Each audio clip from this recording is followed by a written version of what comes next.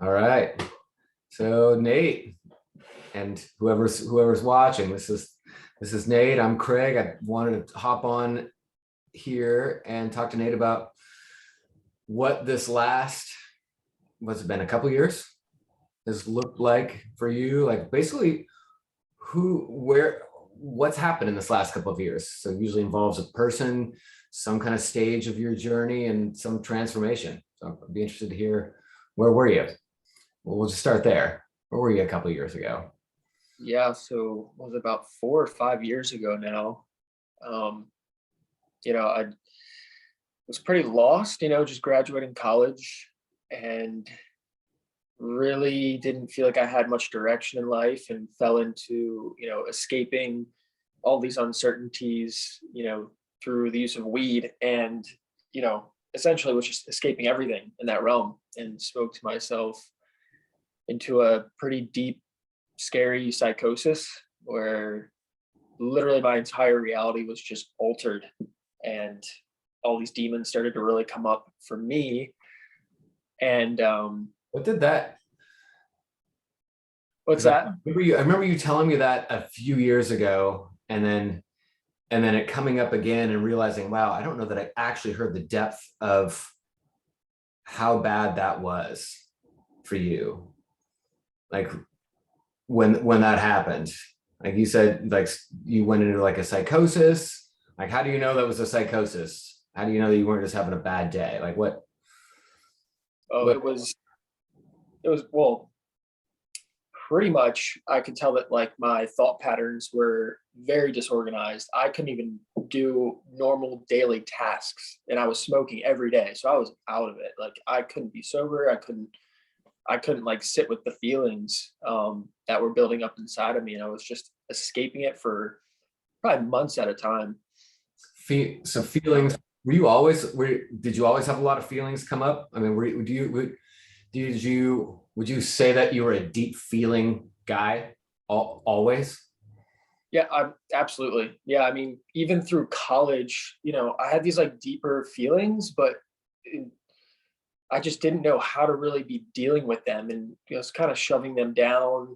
Um, really not like. I mean, they came to the surface, but it was like, what do I do with this? Like, and you start questioning a lot through college and at that age, and it's a lot of trial and error, and then you do a lot of stuff that you feel a lot of shame and guilt from, growing up, and you keep trying to shove it down, but then through like literally losing my mind, like my whole life was just reflected back to me um, through this psychosis and even afterwards. And the psychosis like wasn't exactly scary all the time. It was actually very enlightening at times. It made me feel very connected to the universe um, and just this energetic exchange that occurs between people um, and yeah, just having higher sensitivity to people and connection, and that would always be followed by this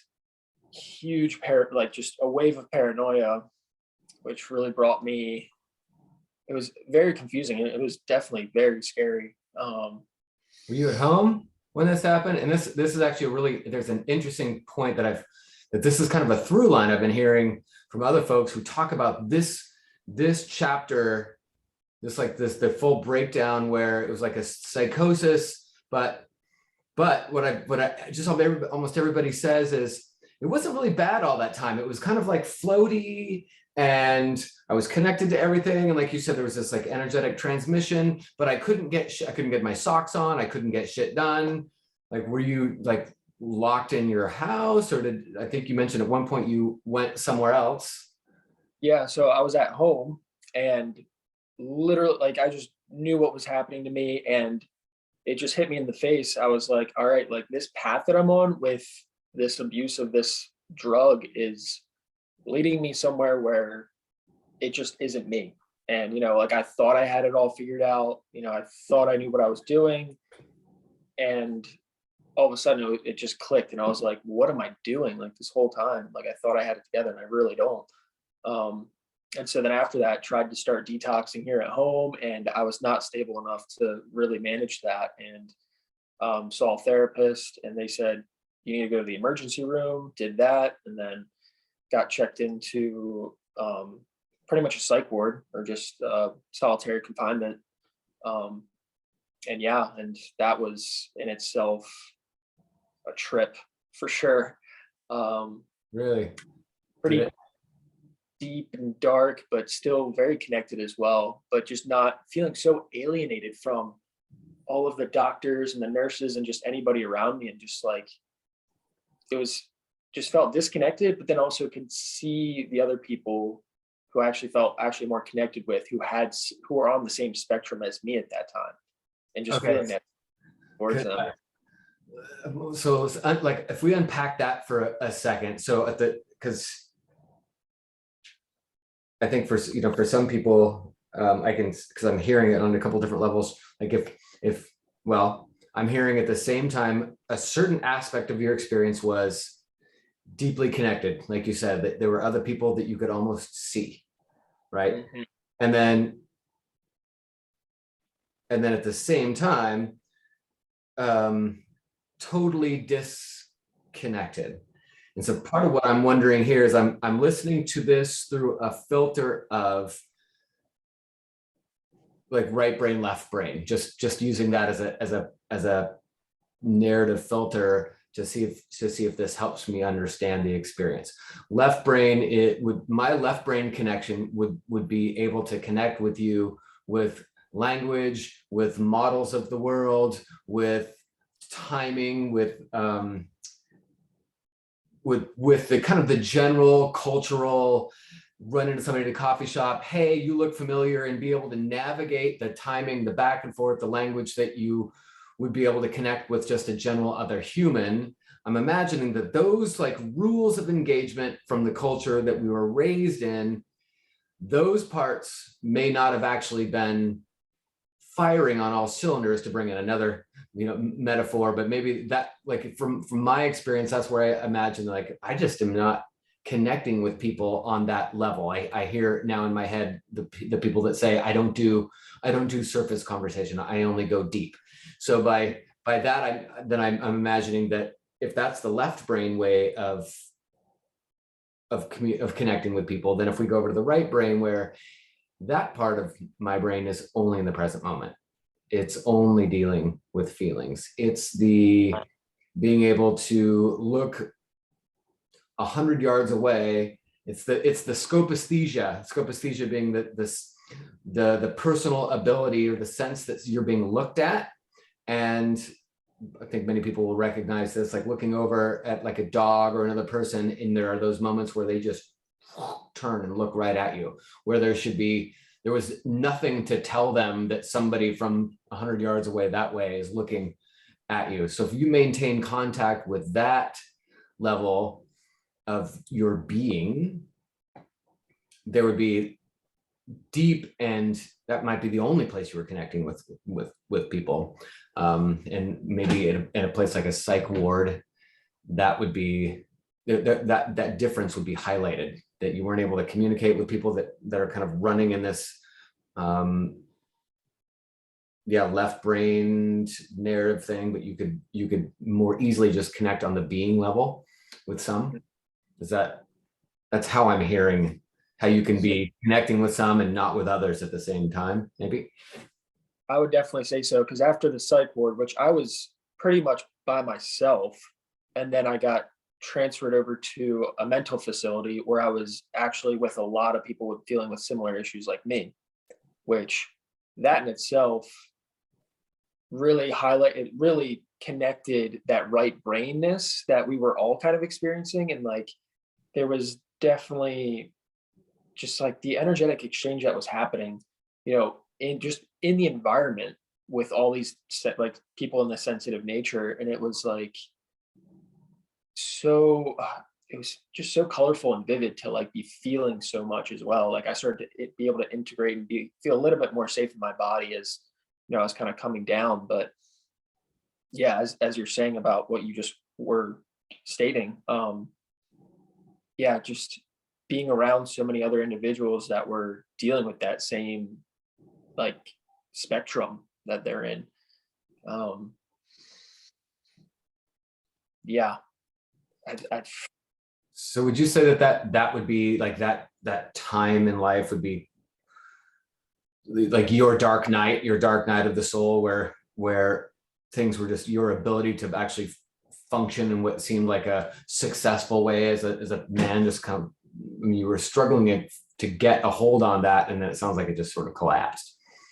yeah, I would say after getting out of that situation and starting to get reintegrated back into life, that's when everything that happened in my life prior was just weighing so heavily on me. And I was like, all right, like I feel like I'm stepping into the world as like, I think I literally called it like being reborn, almost like feeling like a spiritual child. And it's like, wow, like there's so much I have to learn and so much to reflect on. And yeah, it was deep. It was, I mean, it was scary. It was, just all these kind of demons coming up to the surface, and definitely a very dark night, a lot Right. of few months. Um, So the demons being like the thoughts around the things that you were shameful about, the regrets, the yeah, guilt, and what that meant about who you are or who you were as a person. hmm yeah, and trying to integrate that, and also, but try not to let it define you as well. Realize that, okay, like this is my chance. Like this is Yeah. my chance to move forward in life from a heart-centered intention, instead of, you know, slowly just running away, making excuses, and just basically disregarding like my actions that really brought on the shame in myself. Mhm. And really trying to forgive myself in that way too, and be a little bit more tender with myself, Yeah. and basically, being more aligned within too. So what'd you do next? So you got home and you're like, okay, got to move forward. Yeah, the world literally did not look the same. Like coming down the driveway, coming up, and then going to the house, it was just like, whoa, okay, none of this looks familiar. Hmm. Um, and then yeah, so that it was a process of, I mean, really, it was just the process of falling apart and just deconstructing all of my beliefs of what was real. And now it's just like, all right, there's this whole other world that I just experienced, and I need to somehow integrate that. And I just like there was something just churning in me. Um, and as I started to learn about myself, and you know, a lot of me felt really defragmented from that experience in a way. Yeah. It was trying to put the pieces together, and I'm learning about myself, and connecting with other people who have similar experiences, and realizing like, okay, there's this sensitivity that others feel as well, and then in that I kind of realized that there was this calling to some sort of empathic ability. I really didn't know what that looked like, but I started to experiment and explore like yoga, meditation, Buddhism, Okay. just general mindfulness. So so the empathic, just sort of tying these pieces together, there was this losing of your mind, your psychosis, or that process, like sounds like it was still burning down when you were in the psychiatric ward, but you were noticing some things, like it wasn't complete all bad. You were just noticing things like, I mean, it's not like like you said, it sounds like a birthing process. You're recognizing that you were able to deeply connect with some, and then but now you're a few minutes later, you're bringing in the word like empathic connection. So I'm going to sort of tie all this together. Is that deep connection? Did you later then come across the word empathic or empath Mhm. and start to label that aspect of your experience that you had in the psychiatric ward? Like, okay, that's the empath thing. That's the Yeah. spiritual connection thing. That's what happens in the present moment where there's some kind of communication, and you used energetic exchange. You used that a couple of times. Is the energetic exchange some kind of language or information and energy exchange that goes back and forth between two people, but only in this container of present moment that's outside of where the language happens? Again, to Mhm. sort of keep that left brain, right brain thing happening. And also sounds like, and correct me if this isn't your experience, but I'm also sort of speaking to it because it's coming, the demons, the shame, the regret that we're trying to contain and put somewhere. Does that still exist when you're having that energetic exchange, that empathic experience with somebody?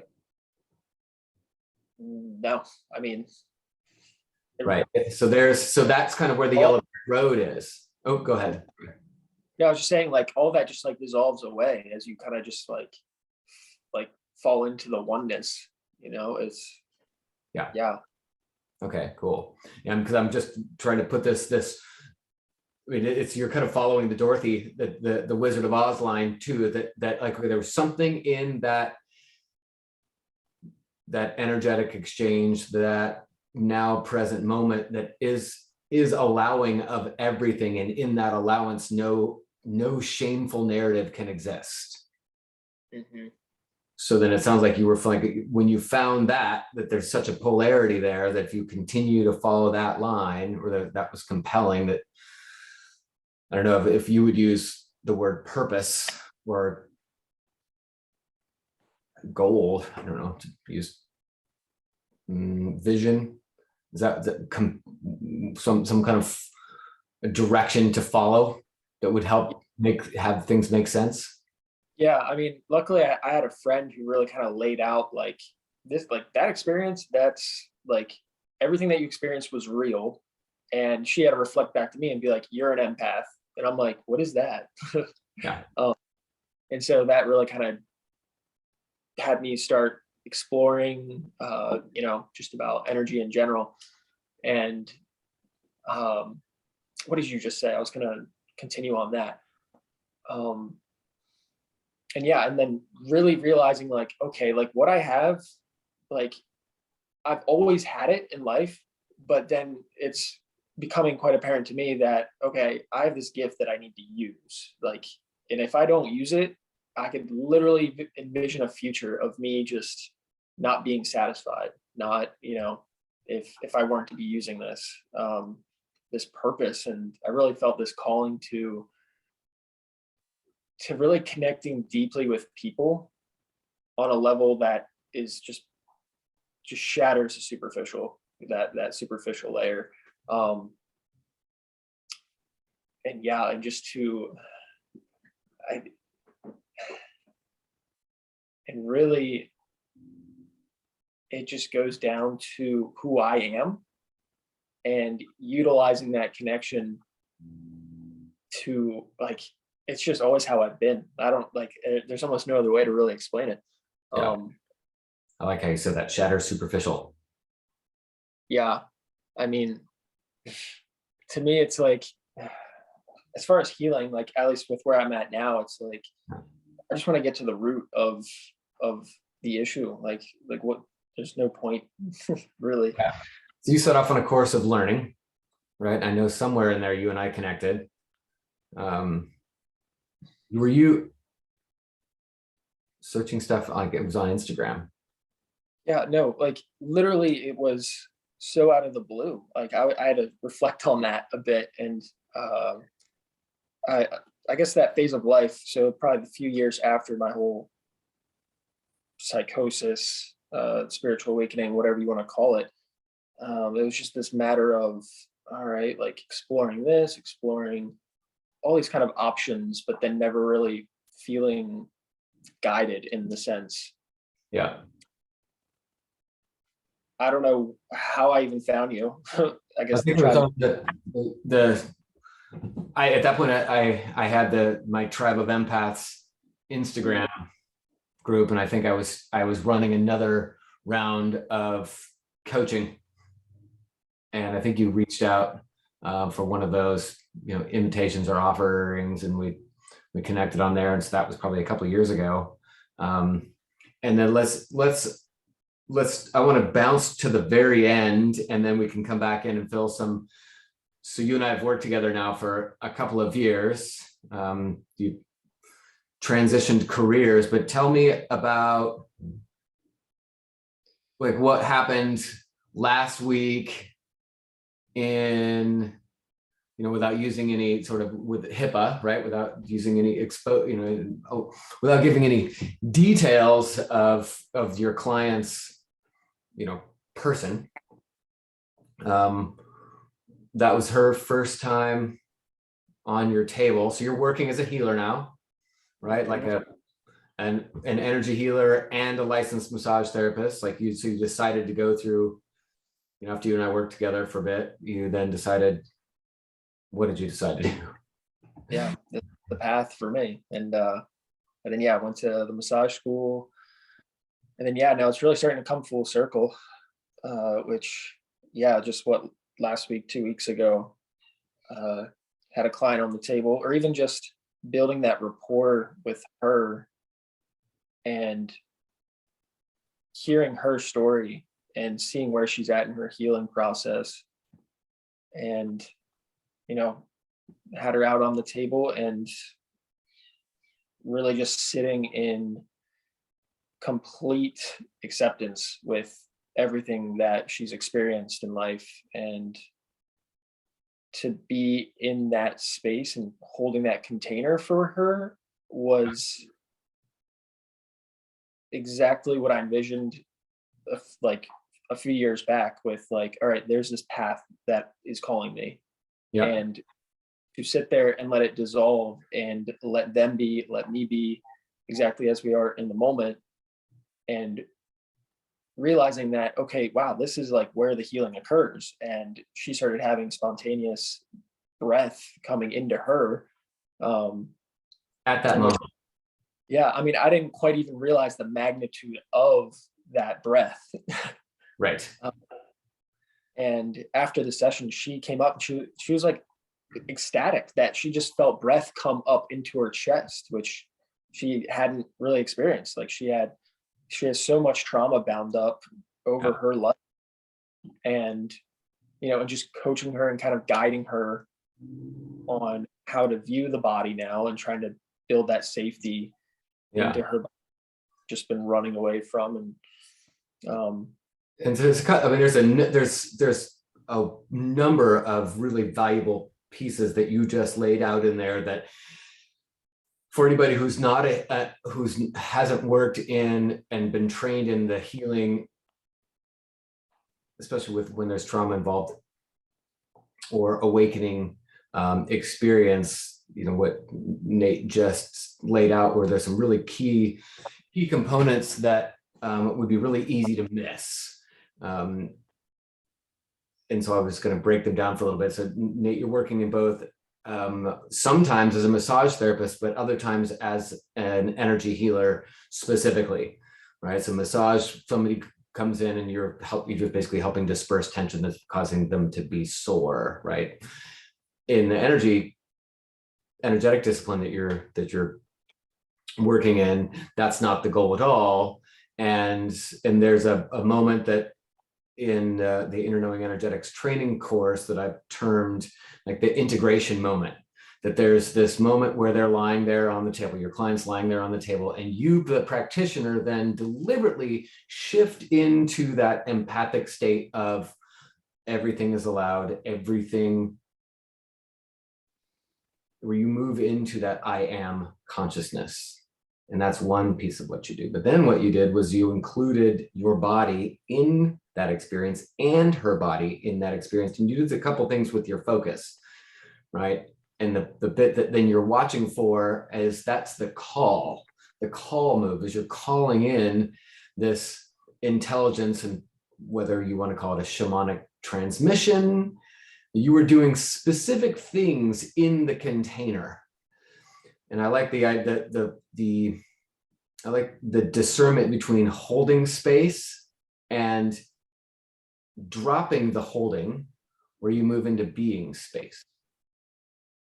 And as that space shifts and you then came into being, but you are the being that is the space, but you're still also have access to this single Nate Muggle suit and the focus.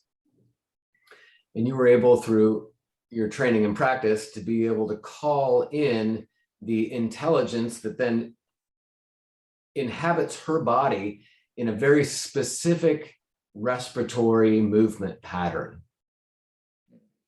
Right. And so to breaking down what it was that you witnessed, right? And I think this is one of because you're just now in your new profession. I think I was excited to hear the call, and I think that you didn't even recognize the significance of what had just happened in that exchange with her, and clearly she didn't recognize it until she got up. Yeah, I mean, she was ecstatic. I was like, wow, okay, like, and it's so funny because like with this work and over what, like the 2 years, however long we've been working, you realize how subtle, like profound healing really is. And, you know, so many people just want the instantaneous awakening or the enlightenment. And it's like, that's not how it really works. I mean, it can happen like that, but this is like the true gritty process of dissolving those layers, peeling back the layers of the onion, that kind of stuff. And yeah, luckily that went well for her, and I'm super excited to get her on the table hopefully tomorrow here and really see and just be able to be a part of their process too, and just seeing their transformation. I'm like so excited just to see how that goes for her too. Yeah. Really, get that healing process going for her, because she does not feel safe in her experience of the world. And you really should, it can be scary, but we are meant to be able to be free and experience the world, through all centers of the body as well. What's been cool is to watch from my end, was to see to hear in your story here who you know yourself to always have been as a deep feeling boy and then man, and then to have, while you were in that dark night, or the descent into the dark night, where you were in the psych unit, the psych ward, and it became so clear there's two distinct, at that point, types of connection and communication happening. And that with some people, you were able to really shift your awareness, shift over into the being, and be there with somebody else in that container. And with other people, you were still in that being awareness, but other people didn't recognize themselves in it. So because they couldn't recognize themselves in it, they couldn't recognize you in it.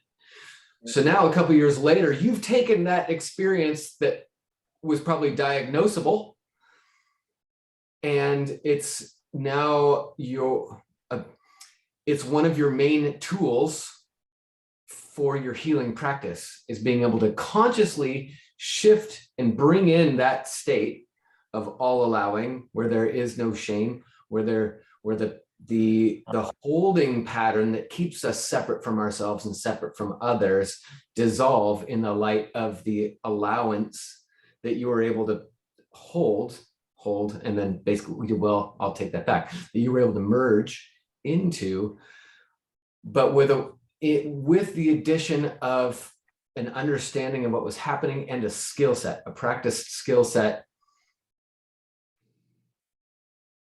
You know something about the anatomy. You know what you're watching for with the breath. You know what you're watching for with the timing. You know the subtle tipping point that you're feeling for, that then tells you, okay, it's done. The healing's happened. That's the point, right? And so all these little subtle things that are little waypoints that are only experienced in that container that you were energetically exchanging with just some others in the psych ward, and not necessarily some of the professional doctors, if you will. And I'm not, that being said, caveat, I'm not saying that doctors and nurses can't go there. I've worked with some incredibly energetically and shamanically natured doctors and nurses, right? It just sounds like it. But the Western system that the licensed professionals have to work in doesn't inherently provide for that, the value of that container. And so if that traumatic healing can happen, I think that the skill sets you were just talking about has to be brought in by the individual practitioner. So it's not going to be something that they'll experience in a doctor or nursing school, if you will. So it's pretty fantastic story. I'm really glad that you shared this and hopped on here, and psyched for the new iteration of the Inner Knowing Energetics course, and that you are a part of that course, and you're, as acting at the mentor level, for folks that hopefully, my idea here is that hearing your story is that people are going to recognize, like, holy shit, that's me, And had I had access to YouTube when I had my same version of that story you just told 30 years ago, and my version came in a book by Ram Dass called Be Here Now. And, like you, I was just trying to find anything that would help me understand, is there a map of this new territory we're in? And is there a compass? Yeah. And is it from a place of integrity as well? Like, is it, yeah. Which going into this, it was like, all right, I'm following like pretty much my intuition. It was kind of scary and very vulnerable just to commit to working with you, and just to feel it come full circle, and to have those little like points of, oh my gosh, like, yeah, this is why we're here. This is why we're doing this. And yeah, How scary was it? I mean, luckily I'm pretty naive and just following my heart and knowing what's true. But it's just the whole aspect of just like, oh my gosh, I've been so conditioned in the physical world that we're working with this stuff that's invisible. Like, it tells you to run. It tells you to run in the opposite direction. Yeah. Really. So fucking scary. Yeah. And how many times, how many notes from you have I gotten, or just dialogues have I gotten, where we talked about, like, what the fuck am I doing? Over the last couple of years. Yeah. At times just so much happens in life too, where it's like you're kind of meant to hit these barriers, in which that in itself is actually a real pivotal shift for yourself in becoming a healer as well, which I've really found, especially in the last few months. It's just, and that's what I love about this work, is that it's not just one discipline. It's not like compartmentalized. It's literally, it encapsulates all of life and the experience, and just the mental, emotional, physical, spiritual, all elements of being. And yeah, and it's literally like all part of this bigger plan for us too. Sweet. That's the best place to end it right there. Well, thanks, man. Thanks for coming along on this ride with me, and to everybody that's listened to this story, and for those of you who hear yourself, either in Nate's story as a deeply sensitive, deep feeling person who then everything fell apart, right? And you've then come out the other side. You recognize that looking back, that some parts of that falling apart actually had some nature of a spiritual rite of passage, right? There's something in here. It makes sense that there's some kind of, with that falling apart, that spiritual rite of passage, there's a bit of a calling embedded in there.